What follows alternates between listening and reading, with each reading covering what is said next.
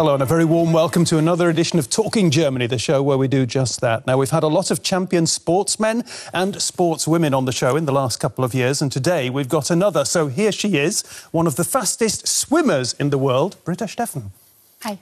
Thank you very much for joining us here today on Talking Germany. Great stuff, yeah? Now, Britta Steffen isn't just a world record holder. She's also a double Olympic, double world and 9-time European champion. But despite all that success, she's certainly somebody who knows a thing or two about the ups and the downs of top-level sport. So I think we can very much look forward to hearing what Britta has to tell us about that kind of emotional roller coaster and the following topics.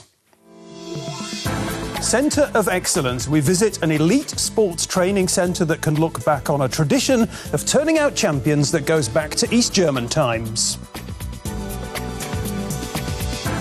Body and mind. Top managers and top athletes are doing it. It's called Neuro Coaching, and the idea is to boost potential and performance.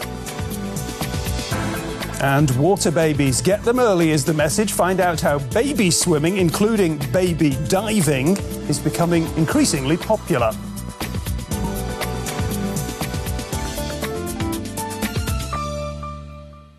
Britta, welcome once again. It is often said about you that water is your element.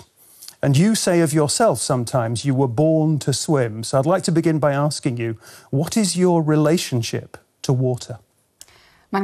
You could say it's love. I have bad days, I have good days, but generally it's just wonderful to move in the water. It's meditation, it's dance, and I enjoy it a lot. That's interesting that you talk about love when you talk about your relationship to water, because I know that swimmers talk about they want the water to love them. Yeah? How does that work? Does the water love you? Usually. In most cases it loves me and it's lots of fun. There are also days that don't go that well, but that's how it is in any relationship. Okay. And we're not just talking about water here, we're talking about swimming in water. You've chosen swimming as your sport, you've chosen swimming as your life in very many ways, at least in this phase of your life. You could have chosen a different sport. You could have chosen, I don't know what, athletics or golf or Formula One. Why swimming? I was chosen back in kindergarten, or actually, first they said I was too small and too thin, but I started doing it. And I got my seahorse badge, and that's a sign that you can really swim. They asked me if I wanted to keep swimming in the club, and I did. It was more of an accident than a decision on my part. And when we talk about swimming, for you it's not just about swimming, it's about winning. Or is it? That's part of it. As a competitive sport, of course it's about medals and getting first place. And you motivate yourself by taking the best swimmers as role models. That's all very nice, Britta, but tell me about you. You're saying this sounds like the official line of the German Swimming Federation. What about you? Are you a born winner? No. I'm not. It's more that I have so much fun winning and even get angry when I lose board games. Me too.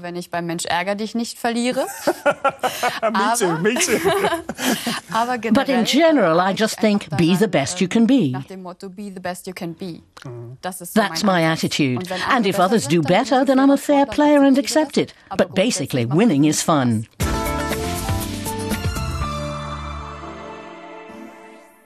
Britta, some very interesting impressions there. I'd like to go back to your very, very early days. I'd like to go back to the fall of the Berlin Wall.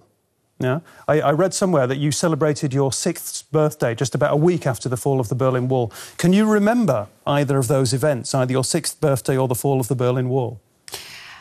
Funnily enough, my mother's birthday is November the 9th, the day the wall fell. So we already had a birthday party at home. And I can remember that in the evening we turned on the TV and suddenly everyone went wild. And I thought, cool, they're celebrating Mother's birthday out there. I didn't understand properly at all. You had no idea what was going on? Yeah? No. Wow. Did you... I mean, I've got to be curious. You were 5.5 years old. You were a tiny girl at that time. Did you understand that there was a wall around your country? No. No idea at all. I lived in my own little world. I was still in kindergarten and didn't register anything. It was basically a lovely childhood. Everything was in order. Yeah. Okay. But you were 5.5 years old when the Berlin Wall came down. At that stage, you were already swimming. I just earned my swimming badge, and that's what's behind the story with the Talent Scouts, because they were a normal part of the former East Germany, but not afterwards. Tell us the story of the Talent Scouts. I was a perfectly ordinary child in kindergarten.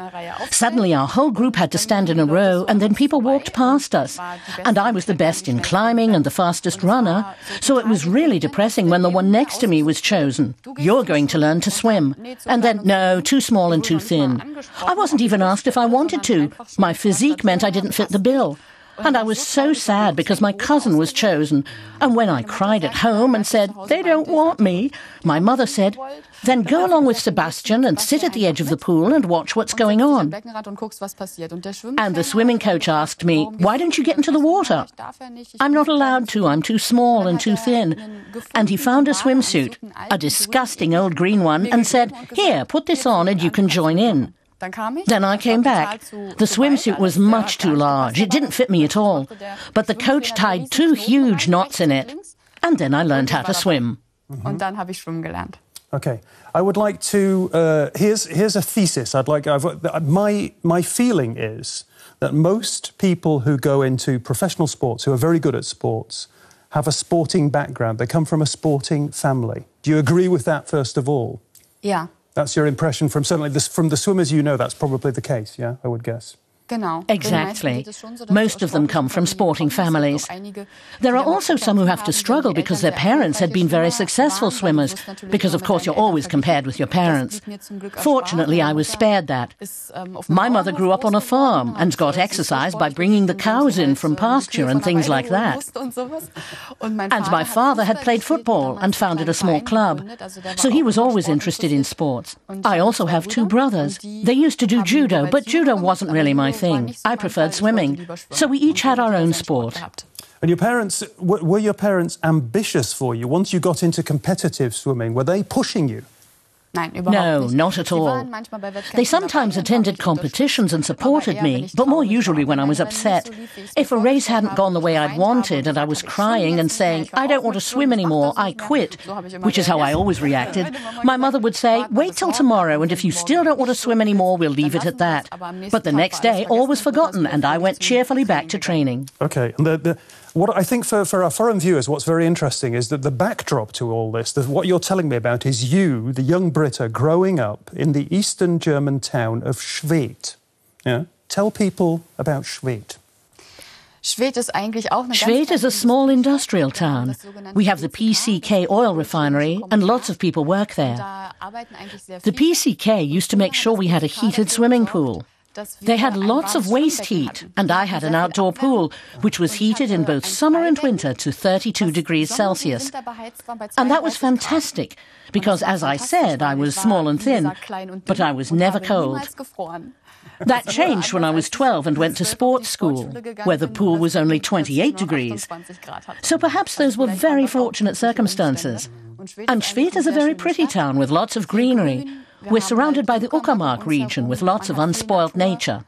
I'd say that's underrated. Schwedt has gone through very difficult times in recent years. Yeah. The population has decreased substantially, yeah? That's a trend that's continuing.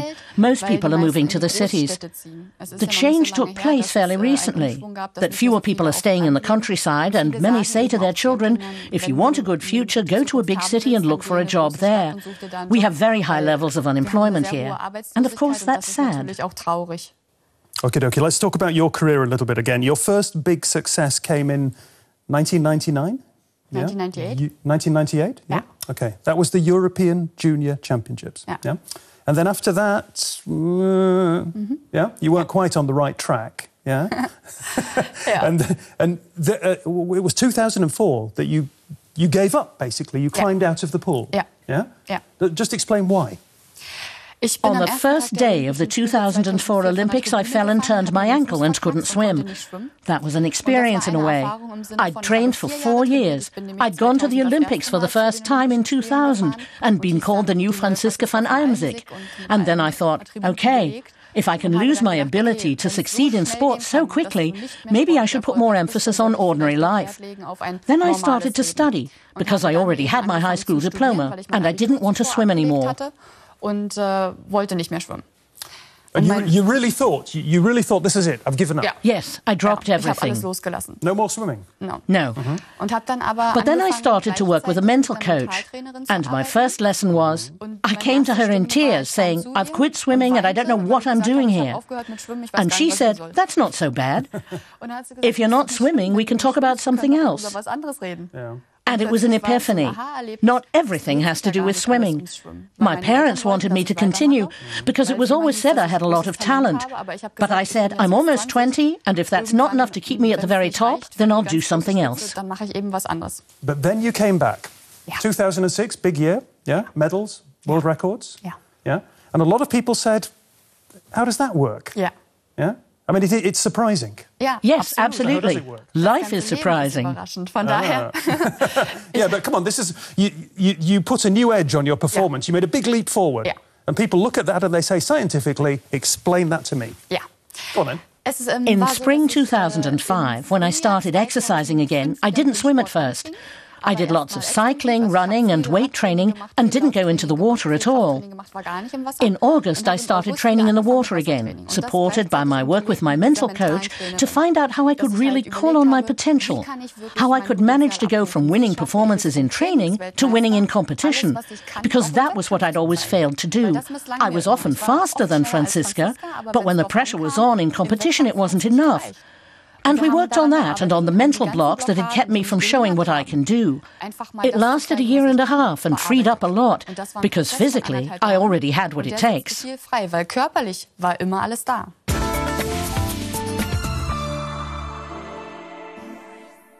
Britta was just telling me that you know Kienbaum yourself. I've never been there. You know, what are your impressions? What can you tell us? I think it's a really beautiful facility. There's lots of nature, you've got forest, you've got water. We were there one summer for training. We did lots of training on land and swam in the lake. It was so much fun. They have everything there. You can study, you can sleep there, eat there and train there. It's perfect. Oh, yeah. You were telling me earlier, yeah, I shall reveal this to our viewers now, that you are a big Harry Potter fan, and Harry Potter has got an awful lot to do with boarding schools, yeah?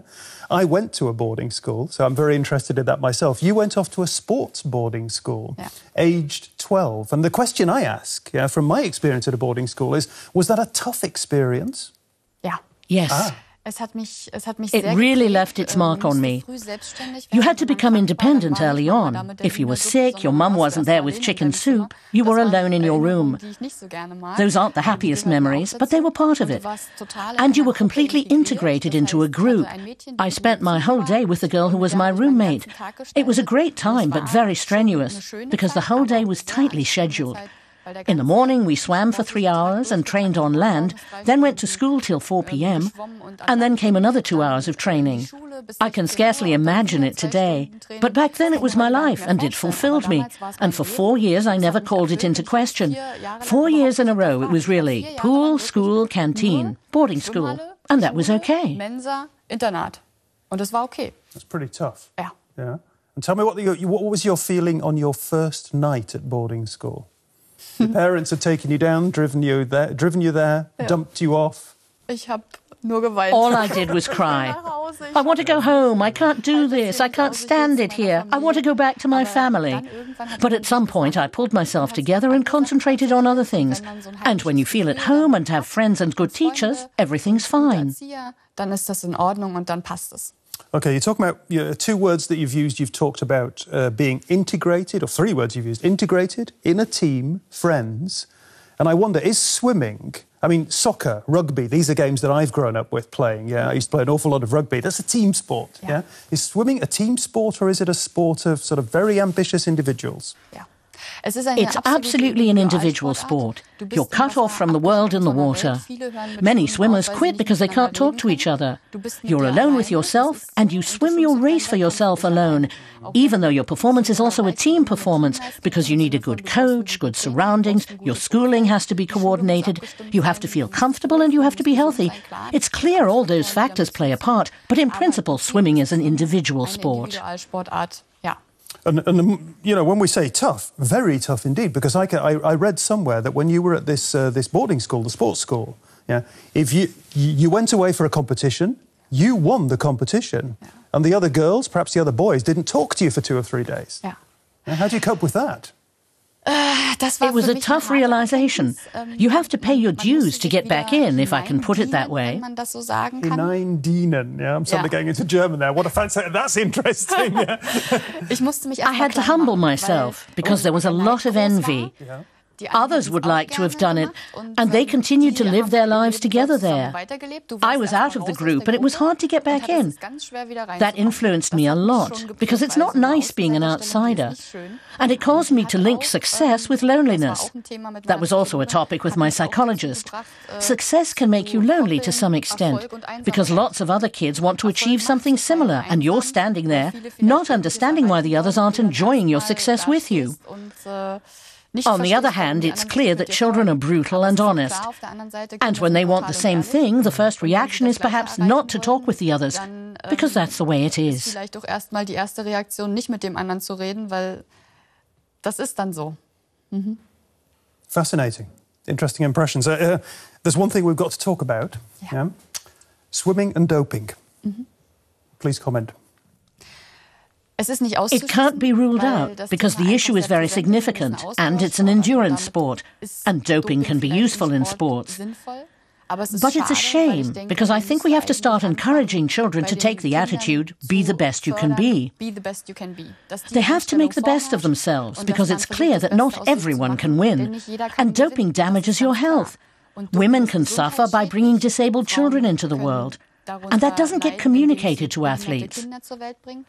I find that in Germany, doping is almost hushed up at the lower level, and at the top, everyone complains that if you're good, you could never have done it without doping. It's a very difficult issue. And I'd say we have to find the people behind it. So many act as if we were able to go into a pharmacy and say, I'm a swimmer and want to win a race next week. What can I take? That's rubbish. And that should be cleared up. I think it's a shame that people think just because someone's a good swimmer, it was only achieved illegally. A lot of sportsmen and women, not just in swimming, in lots of areas of sport, they complain about the doping regime because they say, not the doping regime, the test regime, because they say it's too invasive. They say they don't have a private life. They don't have, the kind of freedoms that people like I have. Just give me some facts. How many tests have you had in your life? Any idea? I can say that on average I'm tested every month, but that's not enough. Do you know when it's going to happen? No, you're never told in advance. What was the earliest time of day that you had a doping test? 6 a.m. So you were in bed? Yeah. And somebody came and knocked at your door? Yeah. And the latest in the evening? 10 p.m. Oh. And could they come walk into the studio here now and? Yeah. Yeah? Yeah. We have a proper testing rota on the internet. It's called Adams, and we really have to register everything. Regular activities, where I spend the night, where I am at the moment, and when I have an appointment. It also has to be registered, and someone can come at any time. And that's how it should be. If I've decided to be a top athlete and join the anti-doping campaign, I have to cooperate. And I think that's right. We're talking about the private sphere. If someone comes to the toilet with me and watches me urinate, there is no private sphere anymore. Well, I mean, you're talking about this almost like a missionary, that you really, really believe that there have to be tougher controls, there have to be more frequent controls, and how important that is. But when you were very successful in 2006, people were suspicious. People said she might be using banned substances. Now, given what you're saying, that must have hurt. It's really very difficult to keep to a particular course because doping tests are very expensive, so they're not carried out very often. Back then, I agreed that I'd prefer many more tests and would provide a hair because that can show what substances you've taken. And back then, I decided to eat only high-quality organic food, very selectively, no additives, so that nothing could happen to me. And I said, come whenever you want to. I have nothing to hide. I've done everything possible. And that was my basic stance on the topic. I couldn't do any more. I was powerless.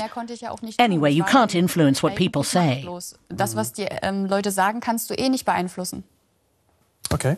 We'll pursue this too in just a minute. Now, sporting success, of course, has a lot to do with how you train your body. But what about how you trained your mind? That is important too. We have this report. Listening to music, seeing colours through special glasses, relaxing. Biathlete Tina Bachmann is undergoing awareness training. I listen to music that has sound waves in the background, which simply offer me more vitality and better regeneration during training, so that I can train harder and more effectively. The 25-year-old has been using this method for the past 2 years. Bachmann won gold and silver medals at the 2011 Biathlon World Championships. She credits the mental training for her successes. Educational therapist Ulrich Conradi developed this neuro coaching, which can be used to treat various illnesses. Coma patients, patients with traumatic brain injuries, and also other neurological patients after strokes or those with Parkinson's disease. The Austrians have been pioneers when it comes to using awareness training for sports. Music to help you unwind and to push you. Used here by ski jumpers just before competition. It costs €1,500 for 20 to 30 hours of mental training. I started sleeping better, and then I was able to regenerate faster, and so was able to increase my training intensity. Tina Bachmann also swears by awareness training. The method could one day become a normal element of elite athletes' training plans. I had not heard of neuro training until about 3 or 4 days ago, and you were just telling me that you haven't heard either. For you, it's new from that report. What's your impression? I think body and mind belong together, and in my experience, the mind can do many things. I think this is very exciting, and I'll find out about it and how it works.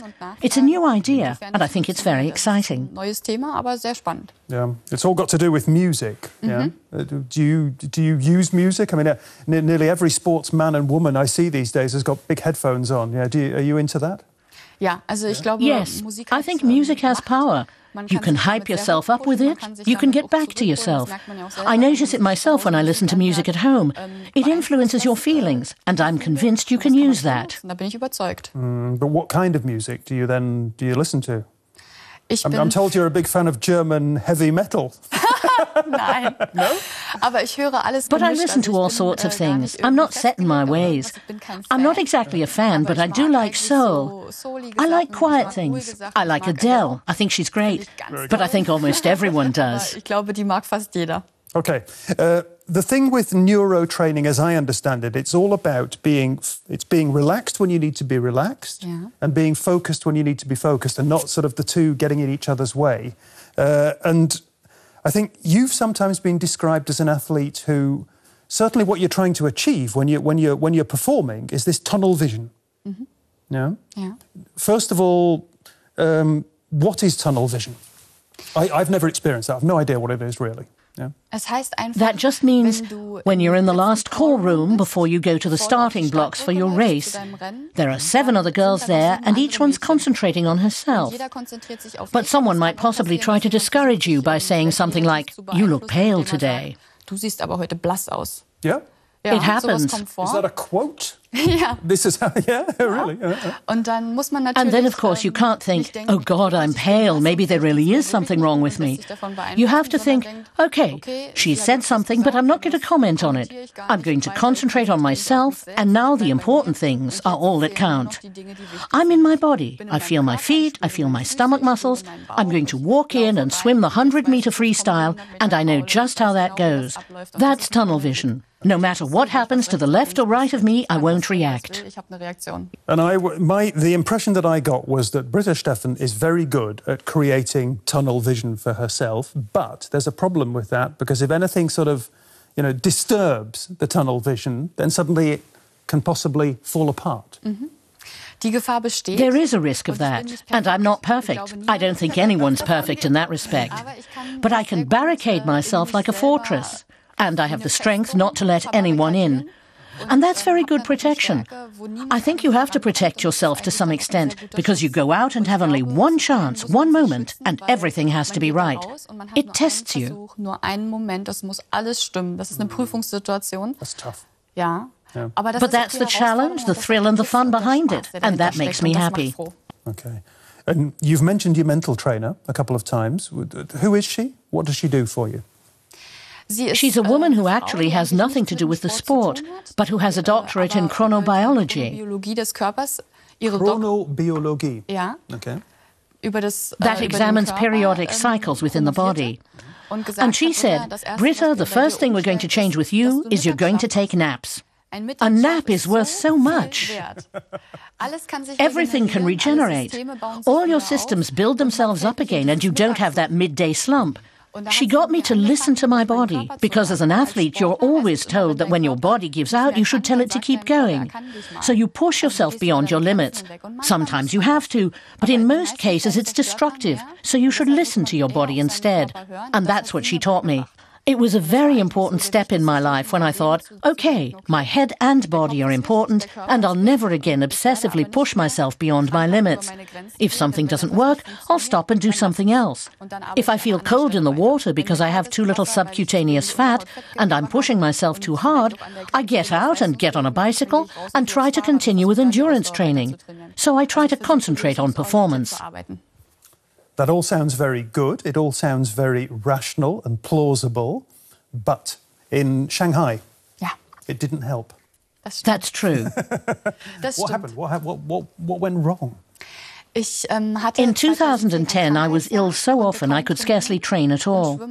Swimming is an endurance sport, and you need endurance to be in world-class condition for 3 events: preliminary heats, the intermediate heats, and the final. I didn't have enough time to get fit for 2011. I'd swum in too few competitions because I had to train. And I'd changed my weight training because I'm at an age when you have to change stimuli. That can be explained by sports science. If you always do the same things, at some point they become ineffective. We'd tried out something new with weight training, and I looked like a little bodybuilder, and suddenly, after 75 meters, I couldn't swim anymore. My muscles were so tight that nothing was working, and the last 25 meters were a second longer than usual. That proved I lacked endurance, that I had to do a different kind of weight training. And we went back to tried and tested methods, and now it's working again. Maßregeln zurückgegangen und jetzt funktioniert's wieder. Okay, but in Shanghai, the problem was, I mean, we've talked about the high points of your career, we've talked about the low points, because your career has been a bit of a sort of a curve like that, a roller coaster. Yeah. In Shanghai, you ran away. Mm-hmm. At least that's what they said. I mean, you're nodding. I find that interesting. That's what they said. Yeah. Is that how you experienced it? I couldn't help anybody anymore. I wasn't on any relay team. All I had was the 50 meters freestyle, and that was as bad as the 100 meters. And if I couldn't help anyone there because I was so sad and disappointed, I thought the best solution was to go home. Because I was so emotional, I didn't explain myself to some people. Maybe I should have. That would have been wiser. But at that moment, to be honest, I didn't think about it. I knew I didn't have any more races to swim. I'd withdrawn from all the competitions. I couldn't do anybody any good there, only make them all feel a bit worse because I was so sad. And I didn't want to do that, so I left. It felt logical, but maybe it wasn't the right step. And when you say logical, that's a very clinical word, a very rational word. You were in a deep hole. Yeah. Okay, you're out of it now. Yeah. I can laugh again. Wonderful. Now, we've been back to Britta's very early days, and we're going to go back to early days now because with most things in life, the sooner you start, the better you can hope to be, and that certainly goes for swimming, as we find out now.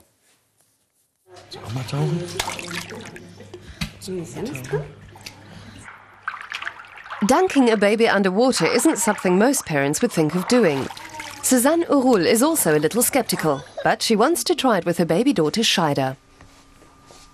I think she's realized that something's a little different from usual. We're going into the water soon. Suzanne didn't go swimming with her older child, her son Akshan. But the pharmacist's assistant wants her 5-month-old daughter to get used to being immersed in water as soon as possible.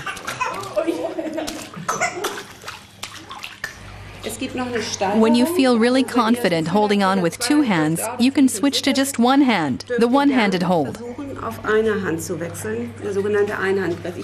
Most of all, physical therapist Birgit Speer tries to calm the parents' fears. But Scheider keeps choking. Trying to dive will take a lot of nerve, especially for her mother. I hope she does well. I don't want her to swallow water and then not be able to breathe underwater.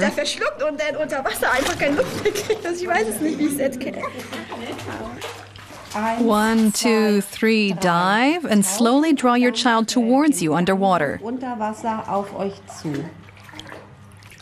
Little Mara has done it.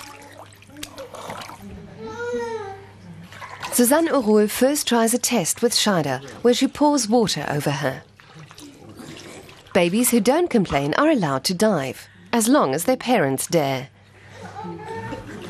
You had your eyes open, didn't you? He had his eyes open. He opened them wide, you could see it. So you had to pull him down a little. Yeah, I had to push him down a bit. That doesn't sound very reassuring. 1, 2, 3, and dive. And there we are again.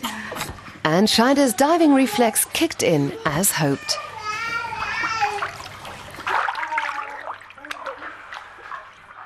I was a bit hesitant. When it comes down to it, you're still a little uncertain. But she did really well. I was more agitated than she was. The goal of the exercise is to introduce babies to water while they're still very young, in the hopes it'll make it easier for them to learn to swim.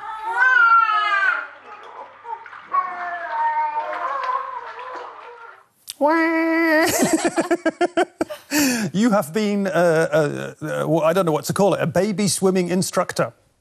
Yeah? I had the opportunity to take a course, and I was allowed to dive with babies, and it really was a very special experience because there are inhibitions. A baby girl can't say whether she wants to or not, and her parents say, yes, she does. And I thought, okay, let's go. And we did it. And she really didn't make a sound. Babies are used to it. They've come from the water, and if you take them with you into the water, it's apparently a great experience for them. Sounds wonderful, but the problem I have is that my son, for example, was one of the ones who said, no, I don't want to, I'm not going to, I don't want to go anywhere near the water, let alone under the water. What do you do in that kind of situation? I'm always in favour of listening to the child and saying, OK, if you don't want to, we can try next time. And if it's not for you, you don't have to. The main thing is that you learn to swim. He can wait until he's 6 and can tell you what's wrong, if he's cold or frightened, and then you can work on it. OK. You're 28 years old. Because we're talking about youngsters here, but we've got to talk about you again. Is that old? In swimming circles, I'm a mother or grandmother figure, because girls 10 years younger than I am are on the starting blocks next to me, and they can swim just as well as I can. Yeah. That's strange, but... You're the oldest member of the German team at the moment, is that? I read that somewhere and I wondered, is that really true? Not entirely. There is someone half a year older than I am, Sarah Pöver, a breaststroke swimmer. But that doesn't make much difference, and it's fine. There's also Dara Torres, who won silver at the Olympics in her early 40s. And the tendency is for people to be able to swim at a high level into their early or mid-30s.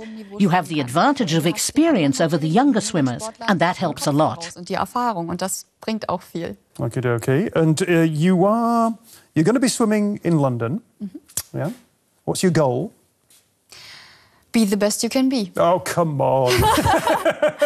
I'd love to swim my textile swimsuit best time. That's levelled out at about 24 seconds for 50 metres and 53 for 100. If I could do that, I'd be very happy, because I'd really be at my top performance level again. But others can do that as well, so you can't express it in medals. Well, come on, you know more about this than I do. If you do your very best, if you swim your personal best and a little bit more, is that potentially a gold medal? Possibly, because you never know how an Olympic race will go. That's what's so exciting. They only take place every 4 years, so they're special, and anything can happen. The way to the final is the hardest, and then it's wide open. Okay. And if I were to say to you now, you can have... I can sort of click my fingers, and you can have 2 silver medals from London. Would you take it? No.